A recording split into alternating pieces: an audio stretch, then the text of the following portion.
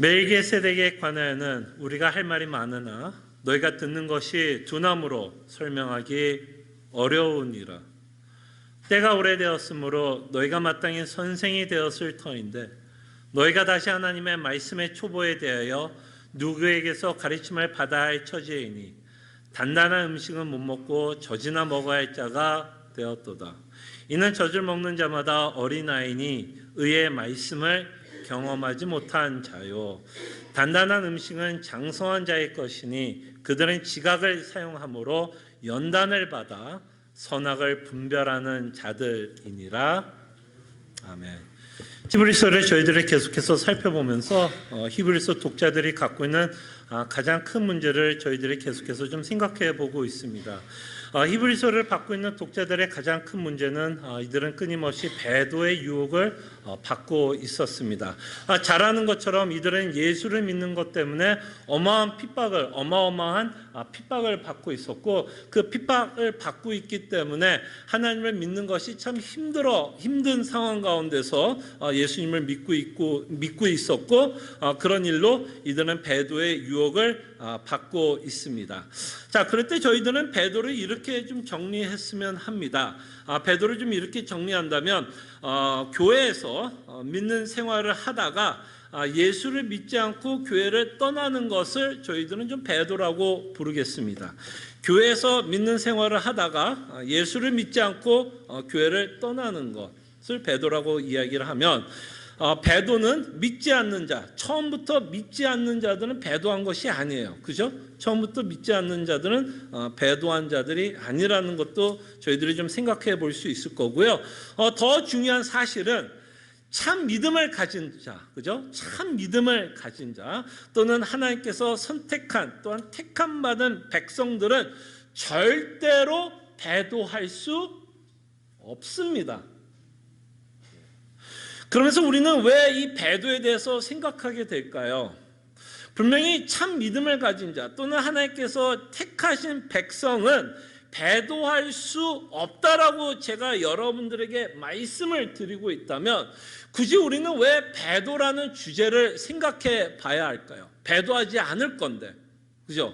배도하지 않을 건데 우리는 왜 배도에 대해서 고민을 하게 되냐면, 우리는 분명히 배도하지는 않지만 배도하고 싶은 유혹은 받을 수 있다란 말입니다. 무슨 말인지 알겠어요? 배도를 하는 것과 배도의 유혹을 받는 건 천지 차이죠. 그러나 여러분들과 제가 신앙생활을 하다 보면 배도의 유혹을 받게 됩니다. 그리고 이 배도의 유혹은 반드시 핍박을 받고 있기 때문에만 배도의 유혹을 받는 것이 아니라 일상을 살아가는 성도들에게도 배도의 유혹은 있을 수 있습니다. 그것이 예수님이 씨 뿌리는 비유를 통해서 우리에게 가르치고 있는 말씀이 아닌가 싶어요. 자, 주보를 참고해 주시기를 바랍니다. 누가복음 8장 13절에서 14절인데요. 여러분들이 굉장히 잘 아는 씨 뿌리기의 비유에 대한 예수님의 해석이 들어갔는데요. 저희들이 좀 관심을 갖고 싶은 부분은 바위와 가시떨기 두 부류에 대해서 저희들이 생각을 해보면서, 일상을 살아가는 여러분과 저희도 핍박은 받지는 않지만 일상을 살아가는 우리도 끊임없이 배도의 유혹을 받고 있다는 것에 대해서 저희들이 생각을 해보겠습니다. 제가 하나님의 말씀을 봉독해 드리겠습니다. 13절입니다. 바위 위에 있다는 것은 말씀을 들을 때에 기쁨으로 받으나 뿌리가 없어 잠깐 믿다가 시련을 당할 때 배반하는 자요. 가시떨기에 떨어졌다라는 것은 말씀을 들은 자이나 지내는 중 이생의 염려와 재물과 향락의 기운이 막혀 온전히 결실하지 못하는 자요. 그래서 이 구절에 보면 어떤 내용이 기록되어 있죠? 배도하고 있는 자들의 모습을 그리고 있는 것을 보게 됩니다. 그리고 왜 이들이 배도하고 있는지에 대한 설명도 기록되어 있는 것을 보게 됩니다. 가시떨기와 그죠? 바위의 특징은 뭐냐면 일시적인 뭐를 갖고 있었어요? 믿음이 있었다라는 거예요. 그때 제가 베드로를 어떻게 정의했죠? 교회 안에서 신앙생활 하다가 예수님을 믿지 않고 떠나는 자를 베드로라고 우리가 정리할 수 있다면, 이 누가복음을 통해서는 우리가 배도하고 있는 자들의 모습을 볼 수 있다 없다? 있다라는 것을 보게 됩니다. 그럴 때 이렇게 배도하는 자들이 왜 이렇게 배도하는지를 이렇게 설명을 합니다. 첫째로 바위에 떨어진 자들이 왜 배신을 하고 배도를 하느냐면, 자 보세요. 바위 위에 있다라는 것은 말씀을 들을 때 뭐가 있어요? 기쁨으로 받으나 그 말씀에 어떤 기쁨이 있었다 없었다? 있었다라는 거예요. 그러면서 이 예수님이 또 뭐라 그래요? 기쁨으로 받으나 뿌리가 없어. 잠깐 뭐라고요? 믿음이 있었다라고 얘기해요? 없었다라고 얘기해요? 있었다라고도 얘기합니다. 잠깐 믿다가 시련을 당할 때에 배반하는 자요. 자, 이 배반이라는 단어를 다른 단어로 쓴다면 어떤 단어로 쓸 수 있냐면 배도하는 자라고 우리가 충분히 사용할 수 있습니다. 자, 이렇게 믿음이 있어 보였던 자가 배도했던 이유가 있다면 뭐를 당해서? 시험을 당할 때에 배도한다라고 말씀합니다. 자, 이 시련에 대해서는 히브리서의 전체적인 문맥을 보면 핍박의 내용일 거예요. 그죠? 핍박을 받을 때 이들은 그 핍박을 이기지 못하고, 이들에게 믿음이 있을지는 몰라도 예수님을 부인하고 하나님을 부인한 자들이 있다라는 것을 저희들이 보게 됩니다. 그러니까 시련이 있을 때 무슨 일이 있어요? 배도의 일이 벌어지고 있는 것을 보게 됩니다. 자, 그럴 때 이 시련의 내용들은 어떤 내용을 갖고 있냐면 14절에 보면 예수님이 조금 더 구체적으로 시련에 관해서 이야기하는데, 이 시련은 다만 핍박에 관한 시련이 아니라는 것도 보게 됩니다. 14절에도 어떤 결과가 일어나냐면 배도하는 일이 일어나고 있는 것을 보게 되죠. 자, 그럴 때 14절에 보면 이들이 왜 배도하고 있는지에 대해서 예수님이 이렇게 설명합니다. 자, 가시떨기에 떨어졌다는 것은 말씀을 뭐 했다고요? 들은 자이나, 마치 앞에 있던 것처럼 뭐예요? 믿었으나, 그죠? 기쁨으로 받았으나, 14절에도 뭐라 그래? 말씀을 들은 자이나 어떤 이유로 배신을 해요? 지내는 중 이생의 염려와 재물과 향락의 기운에 막혀 온전히 결실하지 못했다라고 말씀을 합니다. 그래서 이 구절만 봐도 반드시 핍박뿐만 아니라 이 생을 살아가면서 닥치는 수많은 시련들, 또는 여러분들이 이 땅에 살아가면서 닥치는 모든 염려들이 우리로 하여금 하나님을 배신하고 배도하게 할 수 있다라는 거예요. 그리고 실질적으로 하나님을 버리고 배도하는 자들이 있다라는 것을 저희들이 이 비유를 통해서 보게 됩니다. 자, 그럴 때 여러분, 자, 분명히 제가 여러분들에게 말씀드렸던 것이 뭐냐면, 참 믿음을 가진 자 또는 택함을 받은 자들에게는 배도는 할 수 없다라고 말씀을 드렸어요. 그럼 또 이 구절을 왜 볼까요?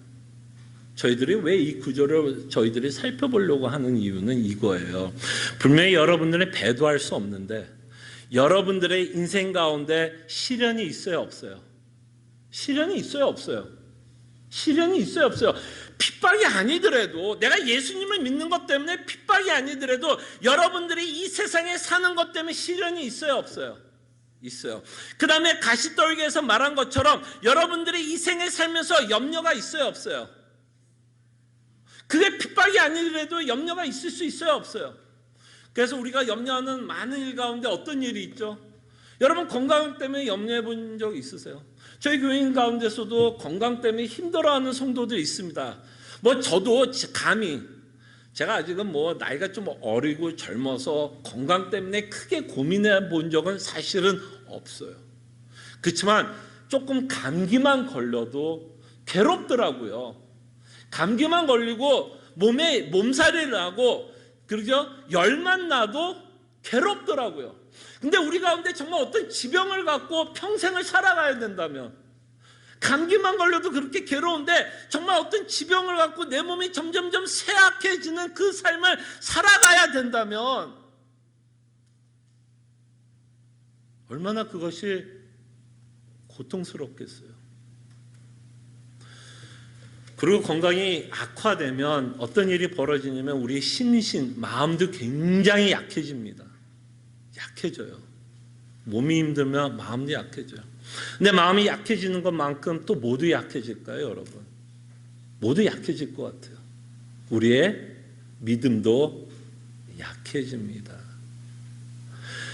그 약할 때 우리가 하나님에 대한 뭐가 생기냐면 오해가 생기고 의심이 생기는 거예요. 왜 남들은 다 건강한 것 같은데, 아직도 내가 젊은 것 같은데 왜 나에게 이런 아픔을 하나님께서 주십니까? 라는 무슨 마음이 들까요? 원망과 불평과 불만이 생깁니다. 이건 안 믿는 자들만 생기는 게 아니라 누구에게도 이 마음이 생길까요? 믿는 우리도 그 마음이 충분히 생깁니다. 그래서 건강에 대해서도 우리는 굉장히 염려를 하게 됩니다. 그 다음에 여러분, 재정적인 압박을 받고 있는 성도들이 있는 거 알아요. 여러분 어때요? 여러분 재정적인 압박을 받을 때 찬송이 나오던가요?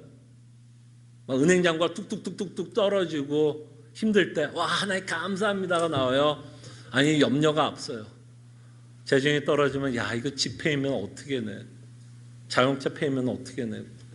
나는 어디도 놀러 가고 싶고 먹을 것도 먹고 싶은 것도 참 많고 자녀도 교육시켜야 되고 애도 결혼시켜야 되고 재정적인 일로 뚝뚝 떨어지면 엄청난 압박을 갖고 살아갑니다. 아마 자다가도 벌떡 깰 거예요. 그죠?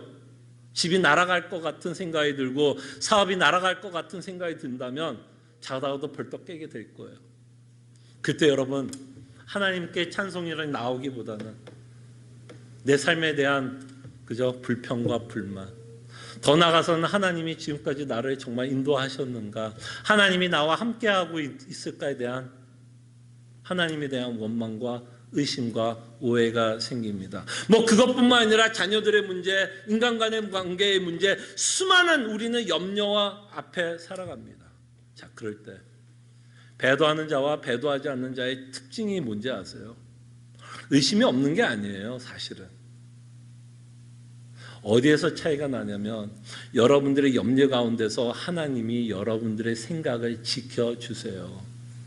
그 불평과 그 의심이 다른 열매를 맺지 못하도록, 그 의심이 계속해서 열매를 맺게 되면 당연히 여러분들 마음속에 하나님을 믿고자 하는 마음이 생길까요? 안 생길까요? 당연히 안 생기죠. 내가 왜 이 하나님을 믿어? 나를 이렇게 고생시키는 하나님을 내가 왜 믿어? 이 생각이 들면 무슨 일이 벌어질까요? 배도하는 일이 벌어지는 거예요. 더 이상 내가 이 하나님 왜 믿어요? 라는 회의감이 들고 의심이 생기면 하나님을 버리게 됩니다. 그러나 끊임없이 하나님의 백성은 그런 염려들 가운데 그 염려가 배도의 열매를 맺지 못하도록 하나님이 끊임없이 말씀으로 여러분들을 뭐 할까요? 지켜주세요. 그렇게 의심이 들고 하나님에 대한 오해가 있을 때에도 끊임없이 하나님의 선하심과 하나님의 신실하심으로 여러분들을 뭐 할까요? 끊임없이 설득을 하기 때문에 여러분들이 뭐 하지 않을까요? 배도하지 않고 지금까지 예수님을 믿고 살아가는 거예요. 그럴 때 여러분, 제가 짧은 여러분들한테 맨날 나이 얘기해서 죄송하지만 제가 나이를 이만큼 살아오면서 하나님께서 저를 보호하셨다, 지켜주셨다라는 것을 어떻게 제가 아는지 알아요? 여러분 인생 가운데 곰곰이 생각해 보세요. 여러분들이 하나님이 여러분들을 보호해 주셨다, 지켜주셨다라는 것을 어떻게 이해하세요? 보통 우리는 하나님이 지켜주셨고 보호하셨다 그러면 재정 문제가 힘들 때 하나님께서 돈을 주셨다, 또 건강의 문제가 있을 때 하나님께서 암을 고쳐주셨다, 자녀의 문제가 있을 때 자녀 문제 해결했다, 이런 식으로 우리는 많이 하나님이 우리와 동행했고 함께 하셨고 지켜주셨다라고 생각을 하는데요. 근데 여러분 곰곰이 생각해 보세요. 그렇다고 여러분 문제가 다 해결됐어요? 그렇다고 여러분 재정적으로 압박이 없어요? 그렇다고 여러분 건강에 문제 없으세요? 그렇다고 여러분 자녀의 문제 없으세요?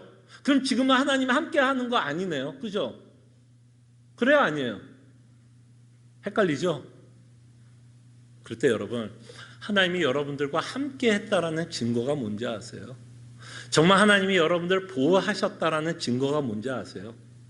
이런 수많은 염려와 이 수많은 시련들 가운데 하나님을 오해할 수밖에 없었고 하나님을 의심할 수밖에 없었던 순간들 가운데서도 지금까지 또는 여전히 내가 예수님을 믿고 있다면 이것이 정말 하나님이 여러분들이 지키고 있는 가장 큰 증거예요. 진짜 그렇더라고요, 여러분. 내가 이렇게 살아오면서 지금까지 제가 살아오면서 지금까지 내가 이 예수님을 믿고 이 예수님 때문에 은혜를 받고 그 예수님이 나에게 소망이 되고 내가 이 예수님 때문에 위로가 된다면 그게 정말 하나님이 여러분들을 보호하고 지키고 있는 증거입니다. 그럴 때 알아요. 힘들기 때문에 저도 힘든 일이 있으면 기도해요. 하나님 제발 이 문제 해결해 주세요. 정말 기도 나옵니다. 근데 하나님이 내 인생에서 문제 해결하는 것으로 하나님이 나를 지켜주셨고 보호하셨다라고만 생각을 하면 여러분과 저는 언제나 시험에 들 수밖에 없어요. 왜? 우리 모든 문제가 해결되지 않기 때문이에요. 그래서 하나님이 나를 보호하신다, 하나님이 나와 함께 하신다라는 거를 다만 이 생에 살면서 내 문제 해결로만 여러분들이 믿고 살아가면 여러분들은 하나님을 끊임없이 의심하고 오해할 수밖에 없어요.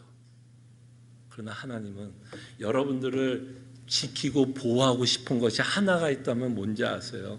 믿음이에요. 끊임없이 그 예수 그리스도의 복음이 주는 위로와 기쁨을 맛보면서 이 땅에 살아가게 하는 그것이 하나님이 뭐 하는 거예요? 우리와 함께하고 있는 증거요. 하나님이 우리를 지금까지도 보호하고 계신 증거입니다. 그래서 참 감사한 것은 지금까지 하나님께서 우리의 믿음을 지켜주셨다라는 이 말에 우리 교회 성도들이 많이 아멘을 하시고 있다라는 이것이 저에게는 참 많은 위로와 격려가 됩니다. 네. 그럼에도 불구하고 우리가 겪는 여러 가지 시련과 염려들이 있을 때 믿음이 있어도 말씀드린 것처럼 하나님에 대한 의심은 끊임없이 일어날 수밖에 없어요. 그렇게 하나님에 대한 의심, 그로 인해서 배도의 유혹을 저희들이 받게 되는 것도 사실입니다. 여러분들과 저는 어느 정도 성숙했다라고 생각할 때가 있어요. 그래서 이제는 어떤 일이 일어나도 하나님에 대한 의심과 하나님의 선하심을 의심하지 않을 것 같은 생각을 갖고 여러분 지금 신앙생활을 하고 계신 분들이 있지만 또 여러분들이 인생을 살다 보면 또 이런 일 저런 일이 있을 때 정말 하나님이 나와 함께 할까라는 의심을 하게 될 때가 또 있을 거예요. 그러나 하나님께서는 끊임없이 여러분들의 생각과 마음을 말씀으로 지켜주실 거예요. 자, 그럴 때 하나님의 오늘 본문을 통해서 하나님은 자녀들을 좀 책망을 합니다. 책망을 해요. 왜? 하나님 왜 우리를 책망하죠? 미워해서요? 만약에 여러분들이 미워하면 책망 안 해요. 미워하면요, 여러분들 그냥 냅둬요. 무슨 말인지 알겠어요? 사랑하기 때문에 하나님은 뭐 할까요? 간섭하는 거예요. 사랑하기 때문에 간섭도 하고요. 사랑하기 때문에 여러분들과 저를 책망하기도 하고요. 사랑하기 때문에 혼내기도 합니다. 사랑하지 않으면 그냥 냅둬요. 걔가 잘하든 못하든 상관 안 해요. 그러나 오늘 본문은 하나님이 우리를 사랑하기 때문에 하나님이 우리를 책망하고 있는 본문인 것을 보게 됩니다. 자, 우리가 배도의 유혹을 받는 이유를 히브리서는 이렇게 말합니다. 말씀을 듣는데 둔하다라고 말합니다. 배도의 유혹을 받는 이유는 우리가 말씀을 듣는데 둔해서 배도의 유혹을 받습니다. 그럴 때 우리는 끊임없이 한 가지만 정리합시다. 믿는 자들에게도 시련은 있다 없다? 있다. 있다. 근데 우리가 시련이 오면 너무 힘드니까 그것이 없기를 바라요. 그리고 그것이 너무나 없기를 바라기 때문에 우리는 하나님 믿으면 다 잘 될 거라는 좀 그런 희망을 갖고 하나님을 믿으려고 애를 쓰는 것 같아요. 시련이 오면 너무 힘드니까 우리의 마음 가운데 어떤 마음이 있느냐면 이 하나님을 믿으면 시련이 없겠지라는, 죄송합니다, 망상을 하면서 하나님을 믿으려고 그래요. 근데 여러분들의 인생도 보면 알잖아요. 그죠? 그게 망상이란 거 알죠? 죄송합니다, 이런 표현을 써서. 그리고 성경에 봐도 끊임없이 우리가 근심할 때가 있고 시련이 있을 거라고 말씀합니다. 둔하게 반응하지 마세요. 믿는 우리도 시련이 있어요. 건강의 문제, 재정의 문제, 자녀의 문제, 이 땅에 살아가는 모든 일 가운데 시련이 있습니다. 그럼 우리가 둔하게 말아야 될 것은 시련이 있다는 걸 인정합시다. 인정합시다. 자, 그럴 때 우리가 다음으로 또 하나 좀 인정해야 되는 건 뭐냐면, 시련이 있을 때 과연 하나님은 무엇을 하시려고 나에게 시련을 주시려고 하는지에 대해서 우리는 좀 고민을 해야 돼요. 여러분들이 의심과 오해만 있으면요, 이 생각을 못 해요. 하나님에 대한 의심과 오해가 있는데 하나님이 기쁘신 뜻이 있겠다라는 생각은 할 수 있다 없다? 없어요. 하나님에 대한 의심과 불만이 있으면 하나님의 기쁘신 뜻을 묵상하지 못하게 돼요. 그래서 우리는 이 둔하지 않게 바라요. 시련이 있을 때 과연 하나님이 이 시련을 우리에게 왜 허락하고 있는지를 저희들이 좀 묵상했으면 좋겠어요. 그리고 하나님이 선하시고 신실하심을 우리는 끊임없이 십자가를 통해서 우리에게 베푸신 구원을 통해서 우리는 끊임없이 깨달아 간다면, 하나님이 여러분들에게 시련을 허락하신다면 여러분, 고문하려고 하나님이 여러분들에게 시련 줄까요? 고문하려고. 고문이 뭔지 알죠? 톨출. 냅다, 너 이 땅에서 좀 고생 좀 하다 와라. 이래서 여러분들에게 시련을 줄까요? 아니면 그 시련 동안 하나님이 자녀를 향한 어떤 기쁘신 뜻이 있어서 그 시련을 허락할까요? 당연히 그 기쁘신 뜻이 있어 여러분들에게 시련을 허락하십니다. 그래서 우리는 성경을 통해서 끊임없이 왜 시련을 허락하고 있는지 그 이유를 말씀을 통해서 우리는 끊임없이 설득받아야 돼요. 둔하면 큰일 나요. 둔하면 배도의 유혹을 받는 거예요. 둔하면 하나님을 오해하게 돼요. 시련이 왔을 때. 그럴 때 우리는 끊임없이 시련을 왜 하나님께서 허락하고 있는지, 그 시련을 통해서 하나님이 우리로 겸손을 배우게 하고, 그 시련을 통해서 우리로 하여금 이 땅을 바라보지 못하게 하고 하나님의 나라를 바라보게 하기 위해서 시련을 허락하고, 시련을 통해서 우리가 예수 그리스도만을 의지하고 살아갈 수밖에 없는 나약한 존재라는 것을 그 시련들을 통해서 여러분들을 가르치고 있습니다.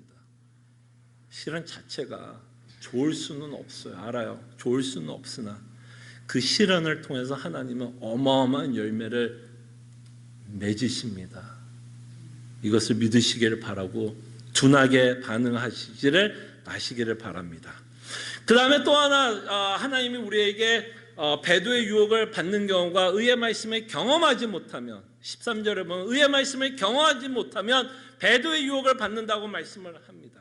자, 그럴 때 여러분 여기서 한 가지 좀 생각을 해보고 싶은 건, 자, 히브리서 전체적인 문맥, 이 히브리서를 통해서 우리가 바르게 이해하고 깨닫고 있다면 하나님이 우리에게 경험하기를 원하는 것이 있어요. 히브리서를 바르게 이해하고 깨닫고 있다면 우리가 바르게 경험하기를 원하는 것이 있는데, 그것은 소망입니다. 소망이에요. 자, 여러분들이 히브리서를 지금 제대로 깨닫고 있다면 여러분 안에서 어떤 열매가 맺어져야 되냐면 소망이라는 열매가 맺어져야 돼요. 그때 어때요? 여러분, 소망이 맺어지나요? 소망이 맺어지는 것 같아요? 정말 영원한 안식이 바라보고 영원한 안식 때문에 그리 아니하실지라도 우리 안에 소망이 있어요. 그것이 바로 하나님이 우리가 경험하기를 원하는 내용인 것 같아요. 네, 여러분, 교회 생활하다 보면 좀 안타까운 모습을 보게 됩니다. 어떤 모습이 안타까우냐면 한 두 가지 경우가 좀 안타까운 것 같아요. 하나는 당연히 예수님을 안 믿는 자들, 그죠? 예수님을 안 믿는 자들도 참 안타까워요. 그래서 그분들에게 전도를 하지만 또 교회 생활 안에서, 교회 안에서 정말 안타까운 모습은 뭔지 아세요? 복음에 대해서 안다고 이야기를 합니다. 나는 예수를 믿고 복음을 안다라고 이야기를 합니다. 그리고 복음에 대해서도 설명도 참 잘해요. 복음이 무엇인가에 설명을 잘합니다. 근데 뭐를 경험하지 못하는 자들이 있는 줄 알아요? 그 복음이 주는 위로와 기쁨과 소망을 맛보지 못하시는 분들도 꽤 많더라고요. 무슨 얘기인지 아시겠어요? 복음에 관해서는 설명이 가능한데요, 그들의 삶에는 언제나 염려가 앞서고 불안함이 앞서고 답답함이 앞서요. 그것이 없다라는 얘기는 당연히 아니에요. 아까 말한 것처럼 염려가 있어요. 근데 그게 너무 앞서가요.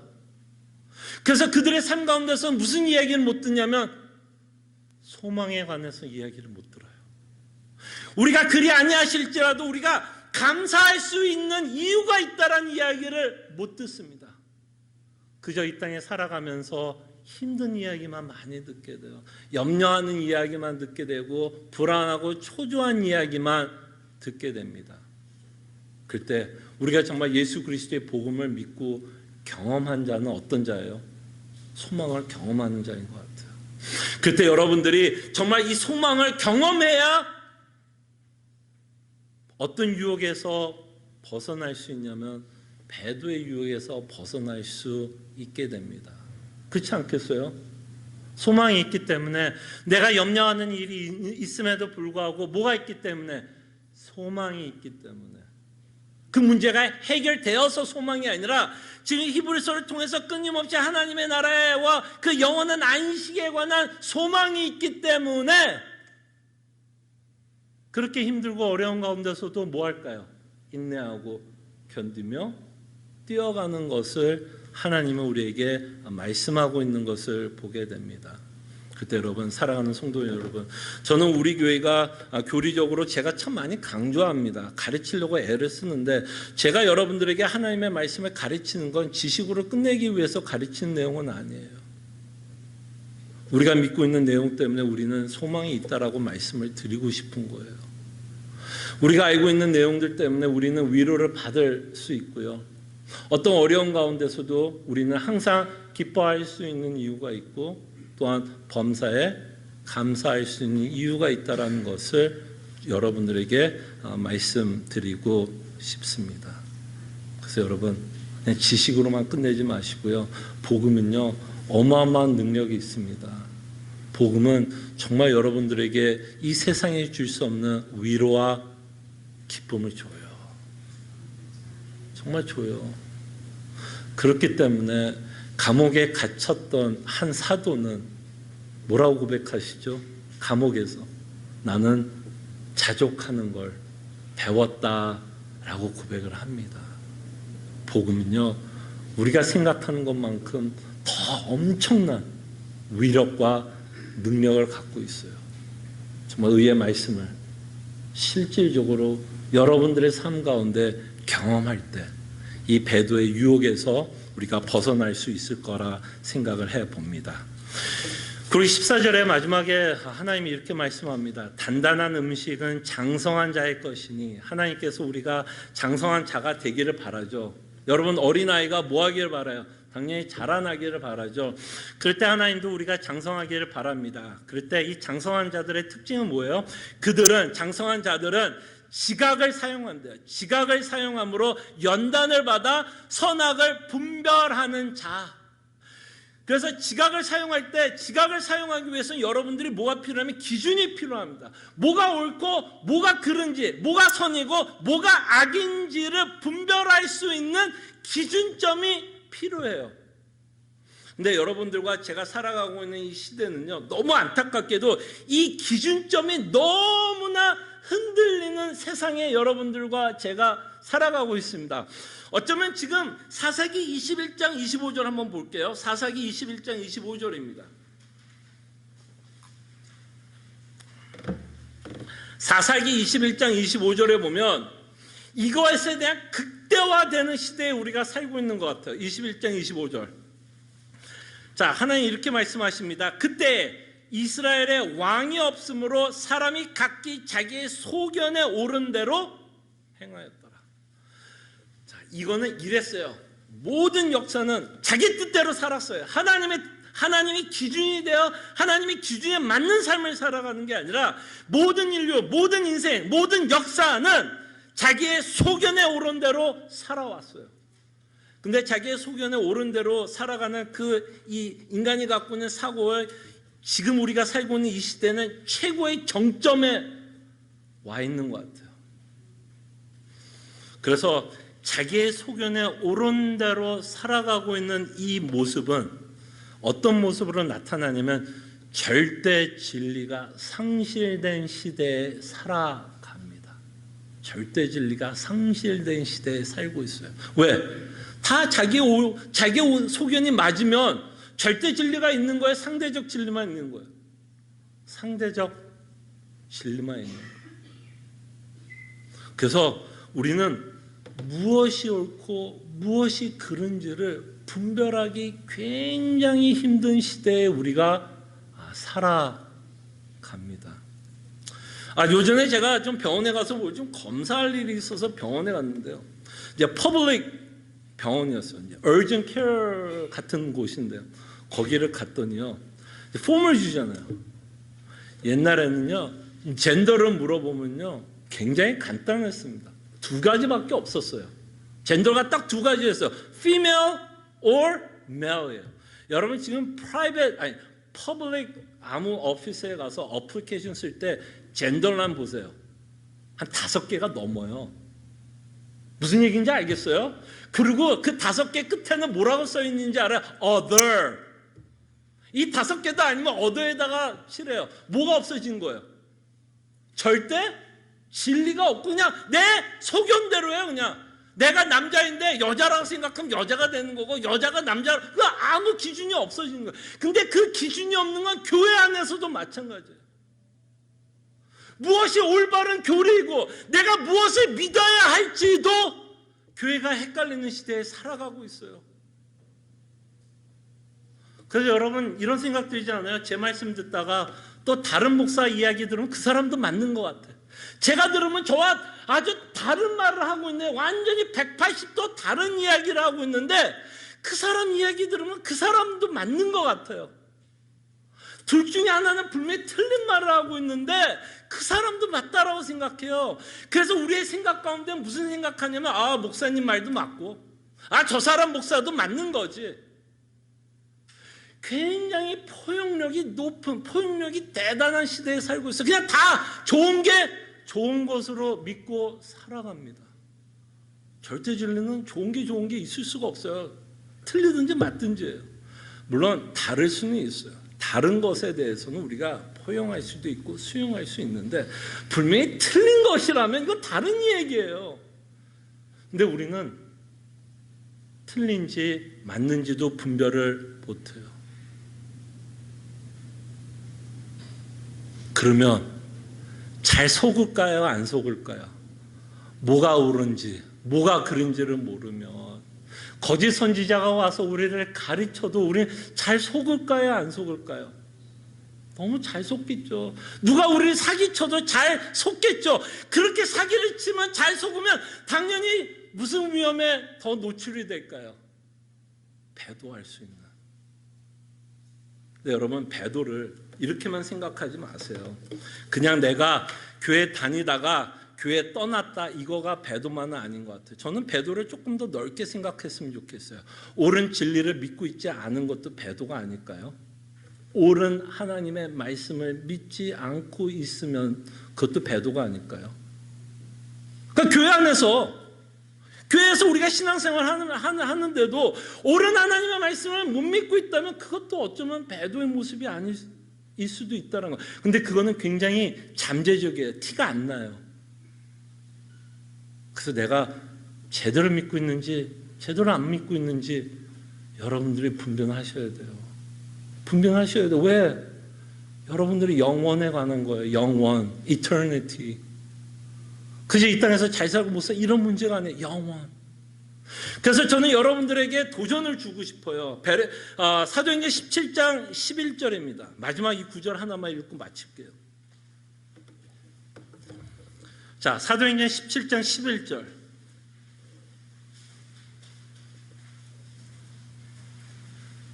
자, 하나의 말씀이 이러합니다.